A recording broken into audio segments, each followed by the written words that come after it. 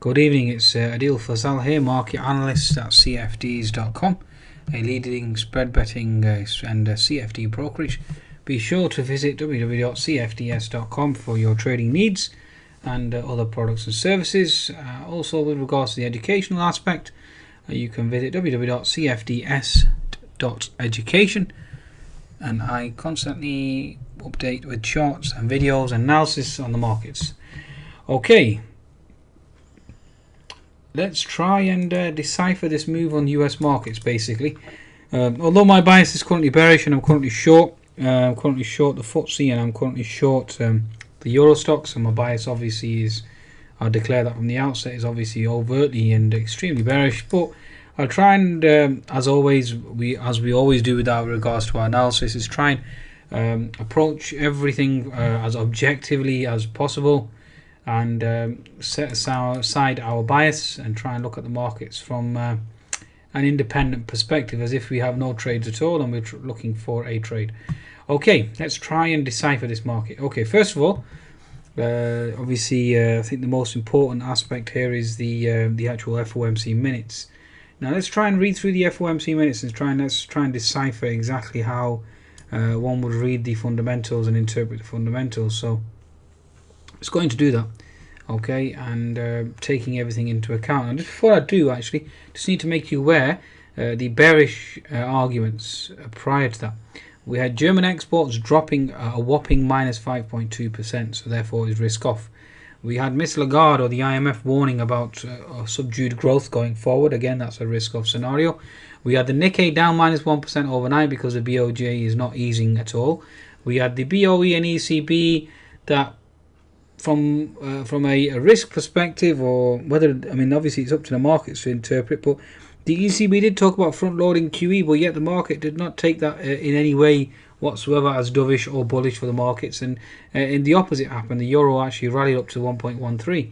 So given the fact that the QE barometer at present in Europe is the euro USD, and that obviously isn't reacting the way everybody expects it to, and therefore that's a risk-off scenario from my understanding. Okay, so that's basically what we're seeing at present: subdued growth or subpar growth, and obviously alternative concerns such as geopolitics, the situation in Syria right now, with the Russians obviously occupying it and or entering the war zone, and obviously that sent oil prices higher, and rising oil prices obviously dent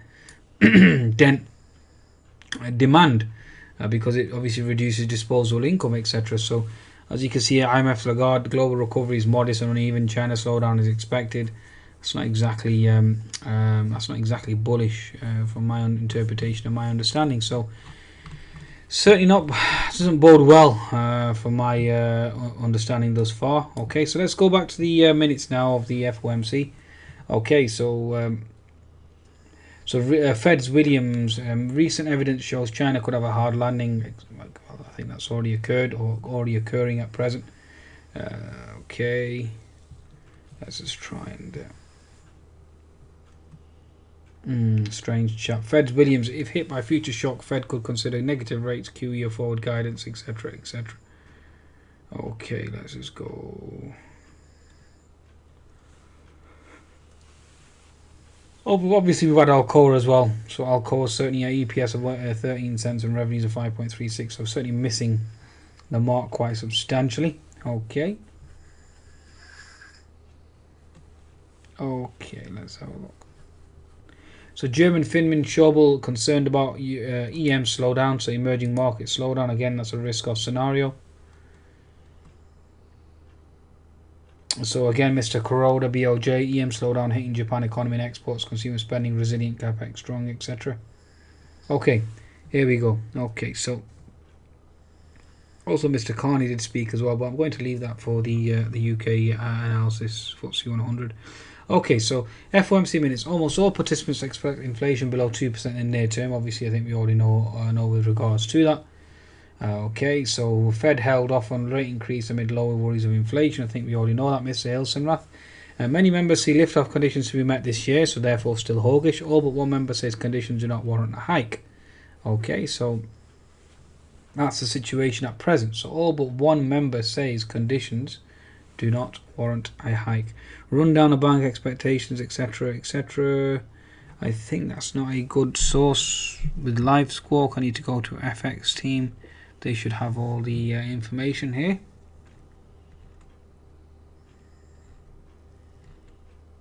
Okay, here we go. So here we go, one by one. So easier to tackle too high inflation than too low. Several said let jobless rate fall sub full employment. Okay, that's slightly dovish. Okay, many saw smaller transitory effect from recent market decline. Several said Fed should maintain reinvestment after hikes. So again, that's hawkish because it's referring to hikes. Many members saw dollar appreciation hurting exports. Some said stock price drop reflected high valuations. So again, that's hawkish because it's stating that the market is overvalued, and they were certainly attempting to take some, certainly pop a bubble in the stock market. Some members said downside risks had increased. Almost all part expected below 2%. I think we've already heard that. Several members concerned about downside risks to outlook. One member, low rates are no longer appropriate. Low levels of rates no longer appropriate. So therefore it's hawkish.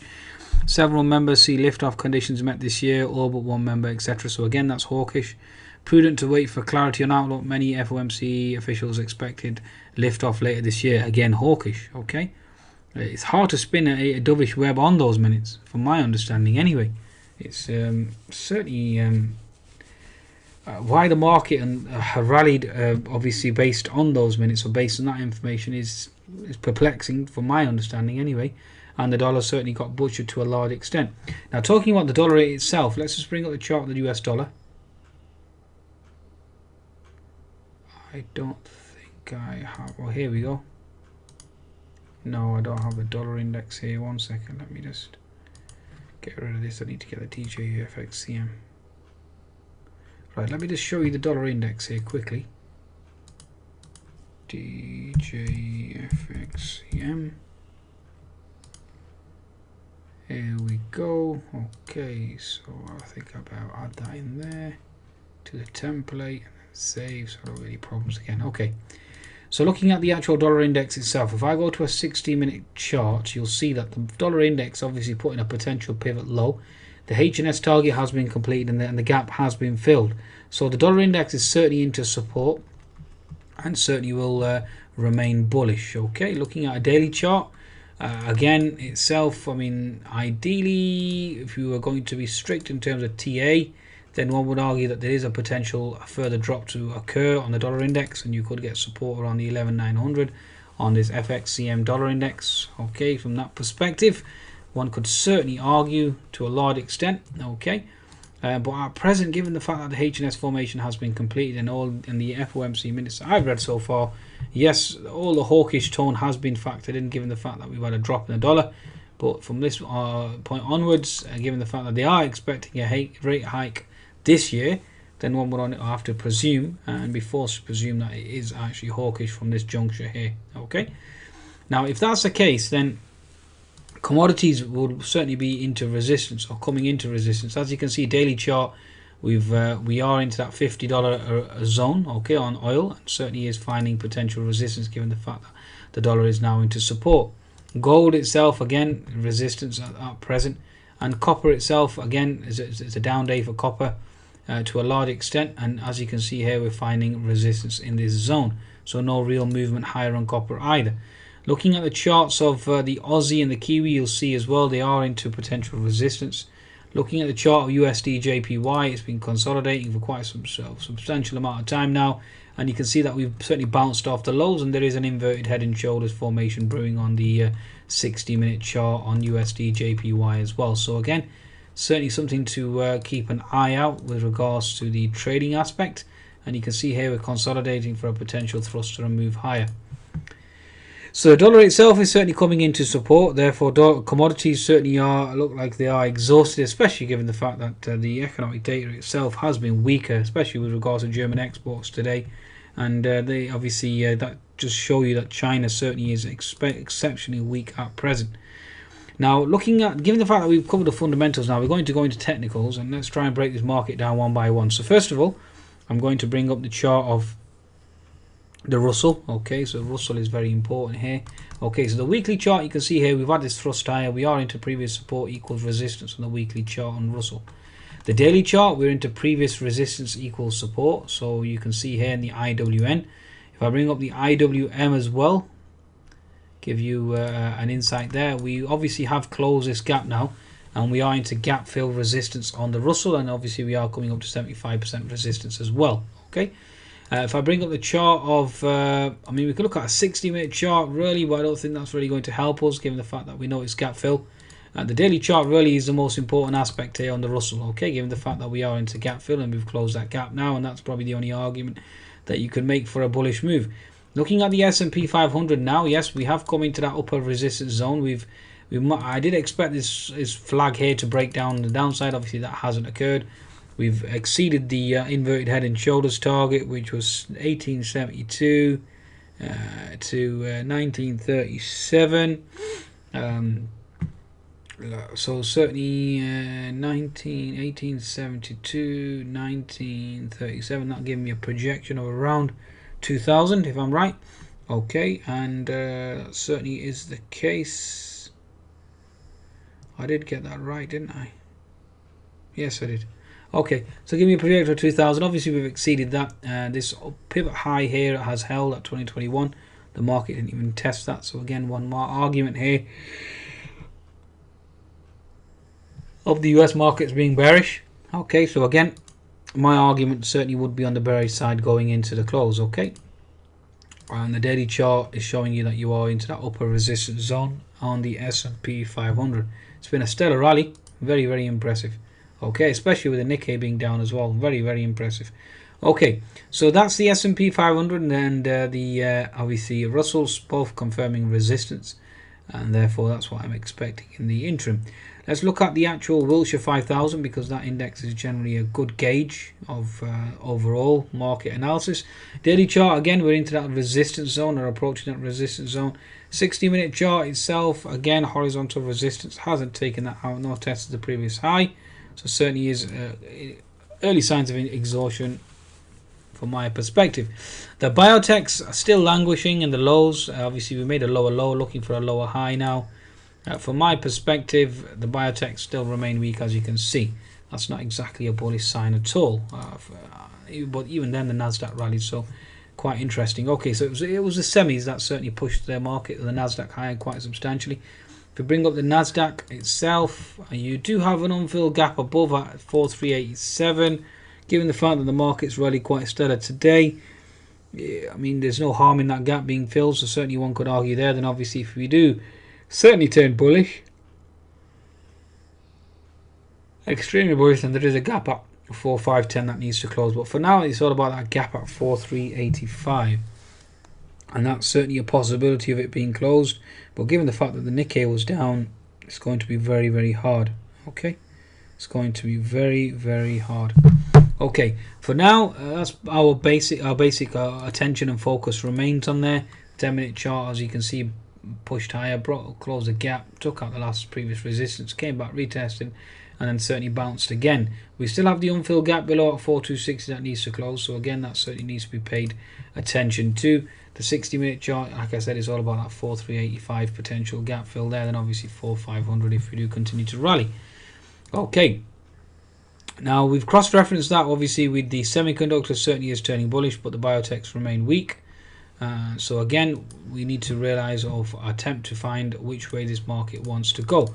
Again, from his horizontal resistance point of view, yes, we are into horizontal resistance. Yes, there is a gap level there that I'm not sure many people have actually noticed or focused on, this gap here, and that gap has been closed. Okay, so again, semiconductors is into gap fill resistance, biotechs remain weak, and the Nasdaq itself is obviously potentially at present has a gap at 4385, but our current juncture, the semiconductors and the biotech certainly sell us that the Nasdaq is certainly weak and is coming into potential turbulence. Okay, look at the other indices as well whilst we're at this. The Dow transportation, let's just start looking at that on a weekly basis. Again, potential here for a potential breakout. Having said that, the additional trend line or diagonal trend line that we have is this as well. So again, that certainly needs to be paid respect to and certainly needs to be watched and observed.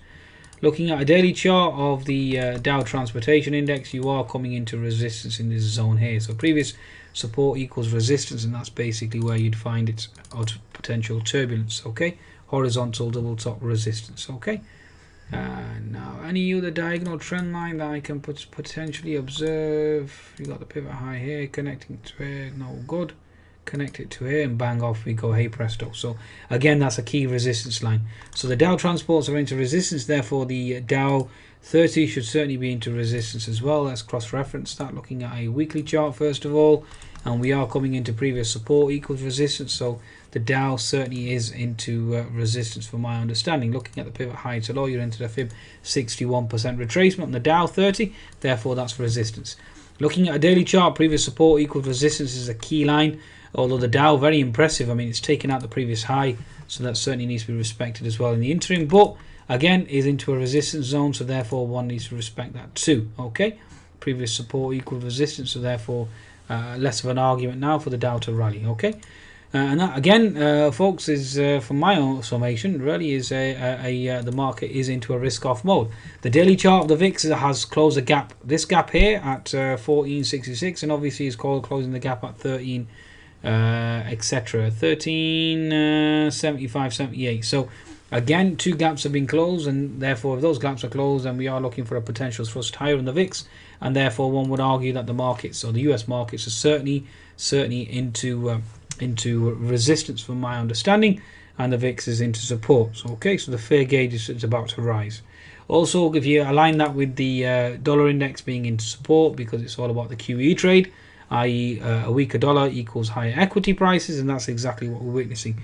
Given the fact that we've had weaker German data, weaker obviously Chinese data and growth, and commodities are into resistance, dollars into support, there's only one way this market's going to go down at this juncture, and that's down. Okay, there's only one way I can see this market going at present, although it is very egotistical and very proud of me to say that, because there's always two ways to a market, and how can we be sure in terms of one way? But we have our stops in place, we trust our analysis and our judgment, and we have to go according to that. And I've done comprehensive analysis from multiple areas of the market, and they are showing me that the market is into resistance, and we are looking at facing a turbulence ahead.